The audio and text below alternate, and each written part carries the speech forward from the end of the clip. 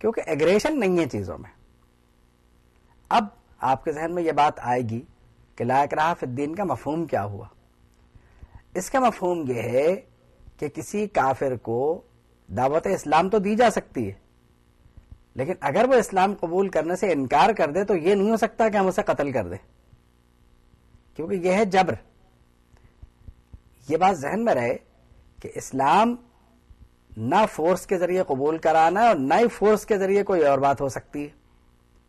یعنی غیر مسلم کو آپ حکمت کے ساتھ اور اخلاقیات کے ساتھ تو بات سمجھا سکتے ہیں، لیکن اگر ایسا کرنے میں آپ کامیاب نہیں ہیں تو آپ کو جبر کا حق نہیں ہے. آپ کی تبلیغ اگر غیر مؤثر بھی ہو گئی تو آپ نے چونکہ نیک نیتی سے کی ہے اس لیے اس کا ثواب آپ کو مل سکتا ہے، لیکن آپ جب اس پہ جبر کریں گے تو چونکہ قرآن مجید نے آپ کو منع کیا ہے اس لیے ہو سکتا ہے کہ گناہ ہو آپ کو.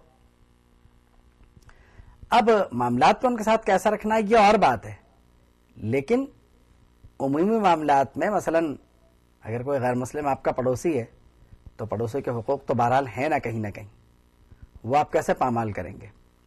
اور اس شخص سے آپ کو نفرت بھی نہیں کرنی ہے، ہاں اس کے معاملات سے نفرت کرنی ہے، اس سے تعلق میں تھوڑا سا کرنا ہے، کیونکہ اگر آپ نے اس سے نفرت کی تو یقیناً آپ اس نفرت کو بیان کریں گے.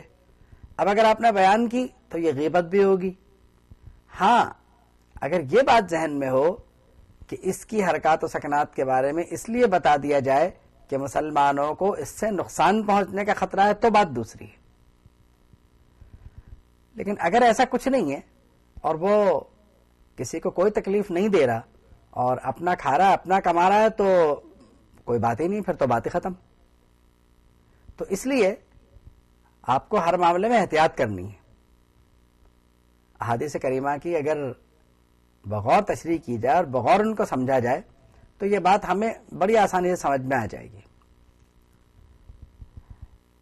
اس آیت شریفہ میں آگے چل کر ایمان اور کفر کے درمیان جو واضح فرق ہے کہ ایمان کا فائدہ کیا ہے، کفر کا نقصان کیا ہے، یہ بتایا گیا. اصل میں فَمَن يَكْفُرْ بِالطَّاغُوتِ، جس نے شیطان کو ماننے سے انکار کر دیا، یعنی کفر سے توبہ کر لی، ایمان لے آیا.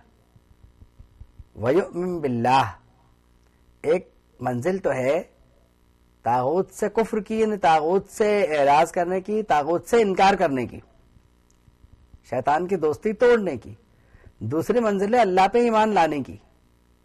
وَيُؤْمِن بِاللَّهِ فَقَدِ اسْتَمْسَكَ بِالْعُرْوَةِ الْوُثْقَى، تو اس نے ایک ایسی رسی تھام لی جس میں کوئی گرا نہیں ہے، جو انتہائی مضبوط ہے، یا یوں سمجھ لیں کہ اس نے ایک ایسی زنجیر تھام لی جو بہت مضبوط ہے، جس میں ٹوٹنے کا ڈر نہیں ہے. یعنی ایمان کے ذریعے ایک ایسا تعلق مع اللہ، یعنی اللہ سے تعلق قائم ہوتا ہے کہ اس تعلق کے ٹوٹنے کا امکان نہیں ہے، وہ تعلق کہیں ٹوٹے گا نہیں. فَقَدِ اسْتَمْسَكَ بِالْعُرْوَةِ الْوُثْقَى لَا انفِصَامَ لَهَا، اس میں کوئی گرا نہیں ہے.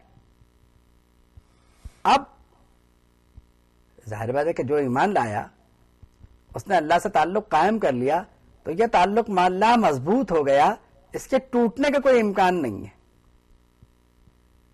واللہ سمیع علیم، اللہ سنتا اور جانتا ہے، یعنی اللہ کو علم بھی ہے، اللہ جانتا بھی ہے.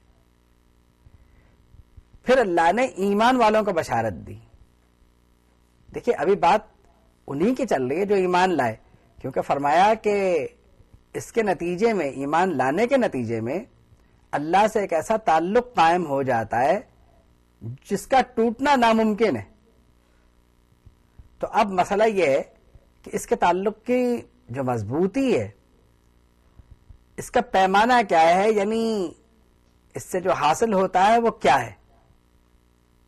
ظاہر یہ تو چلیے ایک بات ہے کہ آپ ایمان لے آئے، آپ کا ایمان بھی مضبوط ہو گیا اور آپ کا اللہ سے ایک تعلق قائم ہو بھی گیا، لیکن اب اس کے نتیجے میں ہوگا کیا؟ اللہ ولی الذین آمنوا، اللہ ایمان والوں کا والی ہے، اللہ ایمان والوں کا کارساز ہے. اللہ ایمان والوں کا ولی ہے. تو اب یعنی جو تعلق قائم ہوا ہے وہ اس طرح کا ہے کہ جب اللہ سے تعلق قائم ہو گیا تو اب ان کے تمام معاملات وہ اللہ تعالیٰ کی ذمہ داری ہیں. اصل میں اگر کوئی شخص ایمان لے آئے اور بحالت ایمان اس کا امتحان نہ ہو یہ تو ممکن نہیں ہے، ایسا نہیں ہو سکتا.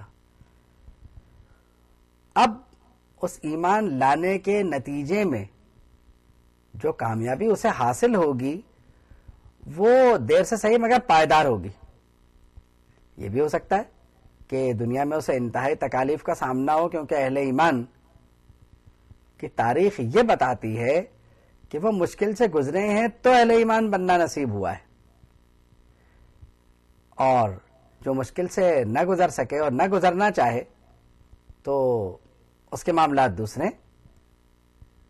تو بات یہ ہے کہ جب کوئی ایمان لے آئے تو وہ یہ سمجھ لے کہ مجھے اللہ کی رضا پہ جینا ہے اور اللہ رب العالمین میرا والی ہے. تو جس کا اللہ حامی ہو، جس کا مولا رب ہو، اسے کسی چیز کا خوف ہے ہی نہیں. بات یہ ہے کہ وہ آپ کے لیے انہی اشیاء میں برکت عطا فرما دے گا جو آپ کے مقدر کی گئی ہیں. اس لیے گھبرانے کی، پریشان ہونے کی، جلد بازی کی کوئی ضرورت نہیں ہے. انسان کی خصوصیت یہ بھی تو ہے نا کہ وہ بہت جلدی چیخنے لگتا ہے. اگر کوئی بات ہو جائے اور مرضی کے خلاف ہو تو بہت جلدی چیخنے لگتا ہے. تو یہ اہل ایمان کے لیے بشارت ہے. اللہ ولی الذین آمنوا، اللہ ایمان والوں کا والی ہے. یخرجہم من الظلمات الی النور، وہ اہل ایمان کو اندھیروں سے نکال کے نور کی طرف، روشنی کی طرف لے جاتا ہے.